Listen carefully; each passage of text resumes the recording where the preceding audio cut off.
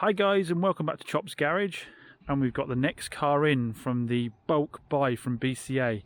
So we bought, I think in total it ended up being 9 cars from BCA in one go, and they're gradually dropping them off one by one. This is the next car up, which is the £1,000 Nissan Micra. So we won this car, I think it was £1,000 all in. Not a highly valuable car, probably between 2 and 2.5. But it is an N-Tech, so it is fully loaded. Now, I like the little Micras. I think they are, yes, they're butt ugly. There's no two ways about it. They are butt ugly. Well, I'm sure some people think they're cute because otherwise they wouldn't have done them the way they did them.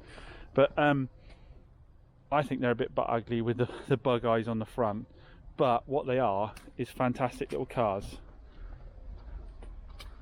They are really fantastic. I've sold lots and lots of these Micras, and I have to say they are the only car, touch wood, I've had no warranty claims on whatsoever. Now that's probably down to the people that buy them more than it is the cars themselves.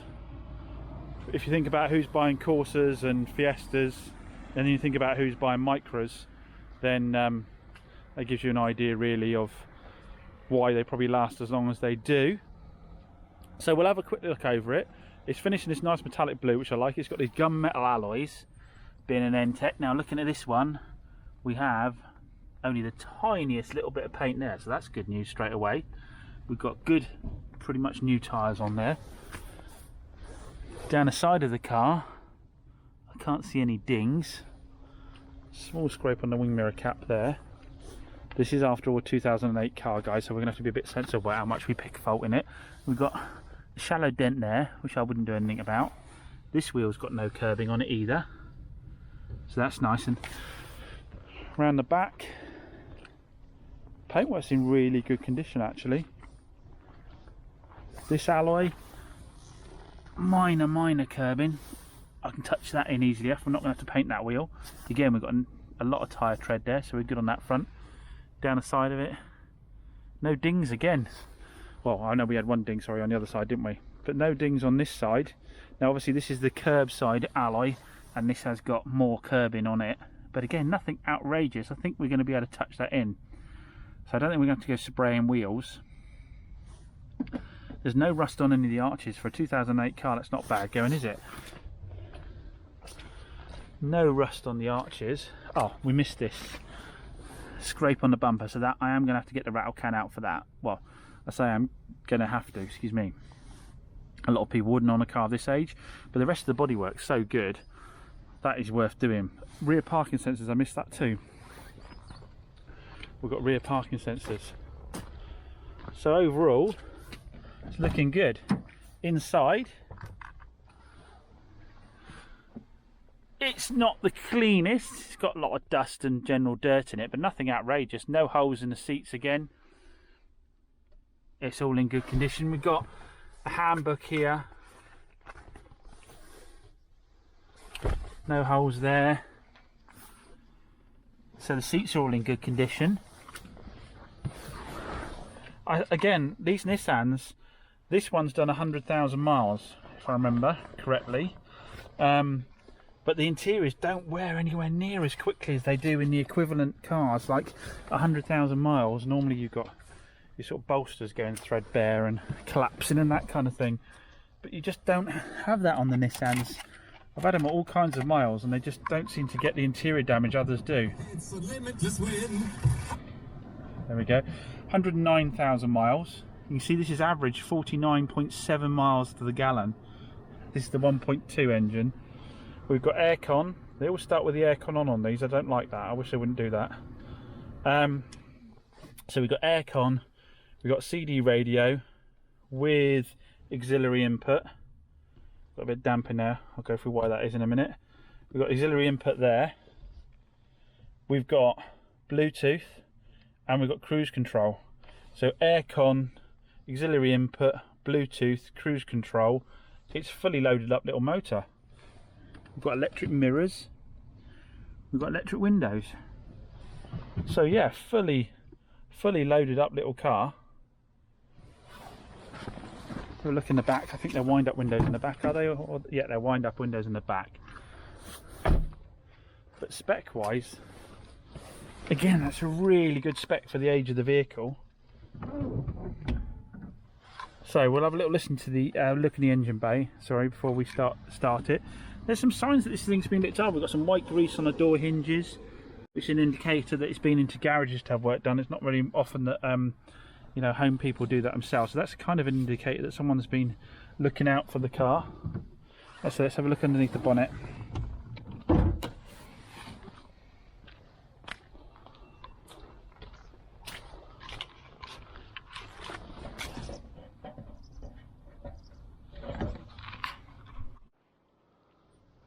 So under here, it's dirty.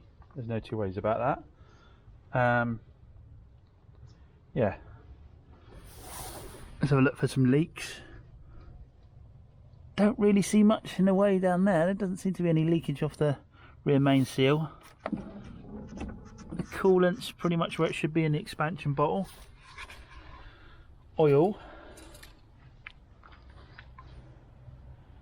is where it should be, and it isn't horrible. So that doesn't look outrageous either.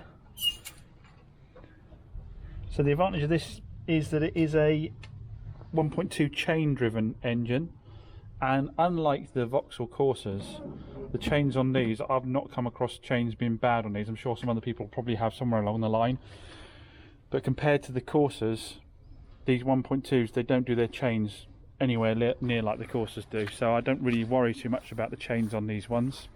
That's why I've stopped buying Corsas, to be honest, because every one I've had a bad chain. And the VWs, I've got that Fabia coming in.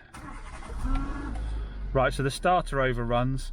Now I have to say, every single 1.2 Micra I've ever had, sort of over 10 years old, has an overrun on the starters. I don't know what it is about them, but they all do it. They never seem to get any worse, they just seem to do that, so that doesn't worry me. It's just thrumming away nicely. Yeah, thrumming away nicely. Don't hear any problems there at all.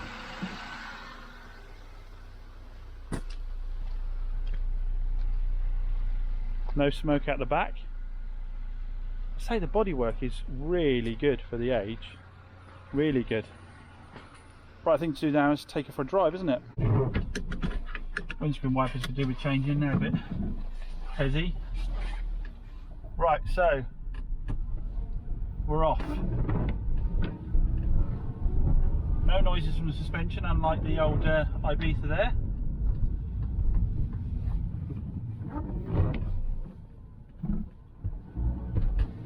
Clutch is okay, that midway point. Goes into gears okay. Turn the lights on. We'll core a tank of fuel, so even the micro drivers leave us a bit of fuel as well, which is nice.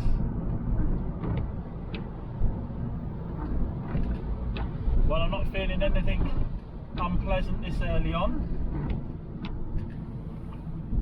Braking okay. Steering okay.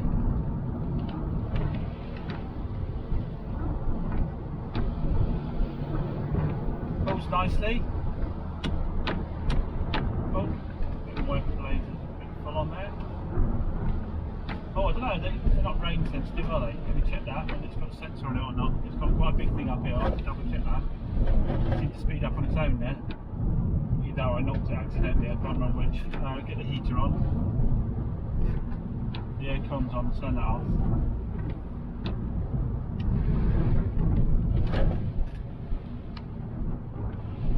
Well, so far guys, everything seems decent.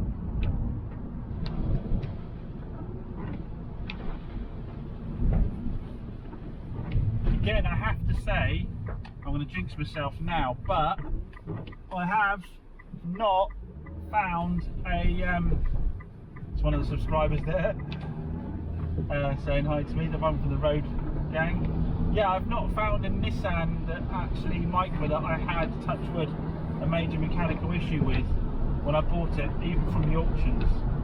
These things can take such abuse. I knew a lady who ran one for about 8 years without ever changing the oil. They will take some serious abuse. They really are tough little cars, and I say the chains on these just seem to be that more reliable. Oh, we're into 40 zone. He's probably coming by to tell me that he's just put this up. He does that if they come up. Right, we've got traffic lights coming up. So far, guys, I'm really pleased with it. It drives really nicely. Now, I'm going to go on record and say this now. I know I like a Hyundai i10 and I like a Kia Picanto. I know I like those cars and I rave about them as flips, but if I'm honest, it's the Nissan Micras that are the least hassle. Even though the Hyundais and the Kias never really throw anything up, the Nissans are the least hassle, the Nissan Micras. And I'm also going to go on record and say they are better than anything else in this class. There you go, I've said it. The Nissan Micra is better than anything else in this class. If you're spending less than £3 on a car that you want to be majorly reliable as your daily runabout and cheap to drive, these are the ones to have. Why is that? Well, one, the bulletproof reliability. Two, this 1.2 engine is better than any of the other 1.2 engines in this class. They're nippier than the Hyundai i10s. They're far, far nippier than the lethargic blooming Vauxhall Corsa 1.2, which is absolutely diabolical. These are far nippier than both the i10, the Picanto and the Corsa. They just accelerate, pick up way, way better. Like I say, and you get so many more toys for your money as well. I mean, this is, like I say, it's going to be a 2.5k, £2,500 car at best, and we've got all the toys in it in the world. You wouldn't get this on a Corsa or a Hyundai i10 in this spec. Do go for the N-Tech. Don't go for the base models unless you're really not that bothered. Do go for the N-Techs, because unlike, again, a lot of other cars, the electrics on these seem to stay working. They fail a lot early on a lot of other cars, but they seem to stay working. So like I said to you earlier, the interior trim on these does not get as hammered as it does on those other cars I'm talking about. It lasts a lot longer. So yeah, I'm going on record to say that the Nissan Micra 1.2 is the best car in this price bracket. Whoa. So this is a car we bought for £1,000 from auction. Here I am on the road, driving along, and it drives fantastic, absolutely fantastic. So, game plan with it is going to be, get it back, get that bodywork sorted, get it serviced, get it up for sale. Obviously the interior needs a good clean, but other than that, it seems okay. And this is a trick when you're flipping cars: do not put any money into them until you have taken them for a drive. As long as you've got the relevant insurance and trade plates and so forth. Don't throw money into cars until you know they're a decent drive. This is a typical example. It's like I said with the Nissan Note. If you need a family car to run around in that's no hassle, loads of kit, reliable, roomy, you should buy a Nissan Note. But you won't, because they look boring. If you want a small car that is reliable, cheap to run, has all the toys, won't let you down, you should buy a Nissan Micra, but you won't because you don't like the look of them. That's the trouble. Unfortunately, looks, when it comes to buying a car, so often looks is actually number one spot. Everything else is underneath. Now I totally understand that if you're buying a brand new car or nearly new car, because you've got a warranty that's going to cover you for it. But if you're buying a car sub £3 that you're going to be putting your own money into if there's problems with it, then you want the most reliable car. And it so happens that the most reliable car here is also the best driving car. Anyway, enough about me ranting on about Nissan Micras. Let's get it back, and I'll show you the one problem we do have with this car, which I haven't covered yet. There is one big reason for why this car came into auction and sold off cheap. So guys, drives brilliant. That test drive in the end ended up in about 20 minutes. Drives absolutely brilliant, no problems at all, really well kitted out, fantastic little car. And as I said, I'll argue till the cows come home that in the sub £3,000 small car category, this is the one to go for. So what's the overwhelming problem I said that this vehicle had, the reason it went to auction? Well, it's due to that mess up there. So when the car came in, and I'm gonna have to admit this came in earlier, so I have actually done another journey in it as well, back home and back, and it didn't miss a beat then, so I did trick you slightly there.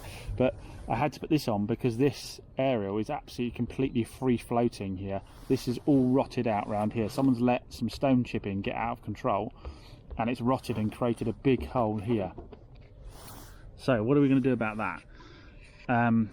What we're going to have to do is cut a square hole and completely take the rot out, go far enough back to completely take the rot out on the car. Then my initial thought is what I would do is use my joggler, and if those you don't know what a joggler is, you basically, it's a clamp, you clamp all the way around and it will put a stepped edge in the metal, so a recessed lip in the metal. I can then cut a piece of metal exactly the same size and use one of the modern panel bonding adhesives to bond the panel in, and then it'll need a very minor skim of filler over it, and I will have to spray this area up here, which luckily isn't going to be, even if it's not the best colour match, it won't be the end of the world this high up on the car. You could weld it in, but this is very thin metal, and if you start welding here, there's a good chance that you would basically cause sort of some rippling in the metal. Now I know you can do it without doing that if you take your time very slowly, you know, go opposite corners, that kind of thing. But you've also got a headliner just underneath here. Now I could strip the headliner out, which would make life easier, but then you can also get sparks onto the seats underneath, so there's lots of fire risk with it as well. With the modern panel bonding, you know, you can buy brand new cars where the panels are actually bonded to the car rather than actually welded.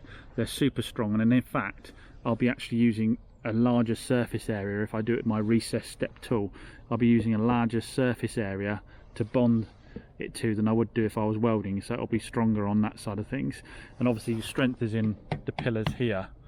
On this roof skin you've really got nothing other than a couple of braces across. Your strength's in the pillars here, so that won't be a problem.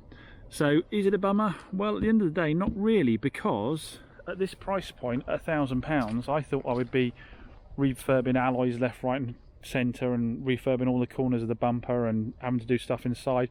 But this runs and drives perfect, so I've got no real mechanical cost to it. I mean, till I put it in for an MOT, I can't be 100% of that, but I've got no real mechanical cost on it, which is quite expensive. That is going to be a very minor cost to me to fix, so I'll do that, and I'll do the corner of the bumper down here, and once I've done that, we're going to have a mega clean little Micra that has got the top spec on it, drives fantastic. I'll have a brand new MOT on it, I'll do a service on it. I've got a load of paperwork, I haven't gone through on that to see what servicing history there is there. I don't seem to have the book, but again, I think, you know, top end this is going to be 2,495. Cue all the people going down below going, I can buy them for £5.50 and a curly whirly. I absolutely love those people, because as soon as I message them and say, right, okay, send me down 5 at that price point and I'll have them all, they then quietly disappear off into the background. And then when they actually give you links to cars, when they actually then give you a link, it's something that's like 3 years older with another 50,000 miles on it, that's beat up on every corner for sale with a private seller. This is going to be 3-month warranty. Even on 2008 it will have a 3-month warranty on it, it will have a fresh service, it will have a brand new MOT, and by the time I'm finished, you guys know it will be immaculate, so it'll be worth every penny of 2.5k. So I'm fairly pleased with that one. So a little bit of work to do, but you can't get away scot-free. You always have to do a bit of work. But today's task is actually to get onto the Ford Fusion. I think that'll be a different video. So as always, thanks for watching, guys. We're going to be doing quick videos on each of the cars as they turn up, and then more in-depth stuff as we actually get into working on them. One quick other thing, first track day in the Suzuki Swift Sport. Someone tried to buy it off me this weekend. A young lady came along, tried to buy it off me, but I talked her out of it. I told her the insurance would be too high and this, that and the other. I'll have to tell you another day on the story of her, and the amount of nearly new cars she's had from main dealers, and the treatment she's had has been utterly appalling. So now she only wants to deal with independent small dealers and cheapy cars, which I can kind of understand based on the problems she's had. Anyway, so yeah, with the Suzuki Swift, we've got the first track day coming over the weekend, so I've just ordered. I've got the new tyres coming. I've got Michelin Pilots, are they? Pilot Sports I've got coming, tyres wise. Gearbox oil, engine oil, oil filter. It's got a K&N filter in at the moment, so I won't be changing that, I'll just be cleaning it out. New spark plugs. I've gone for all good stuff on that front, so we're going to do all the fluids, fresh spark plugs. We're going to put a fresh tank of super unleaded in with some injector cleaner in there as well, run that through, and I might even do an engine flush on it before I change the oil over, so it's all set for that track day. And I hope to get down and video, I hope to be able to video that for you when we're down there, so you can see how I get on with that, because the whole idea of doing this job was to have a bit of fun with cars as well, so I need to make sure I take some time out to do that. So anyway, thanks for watching as always guys, catch you again soon.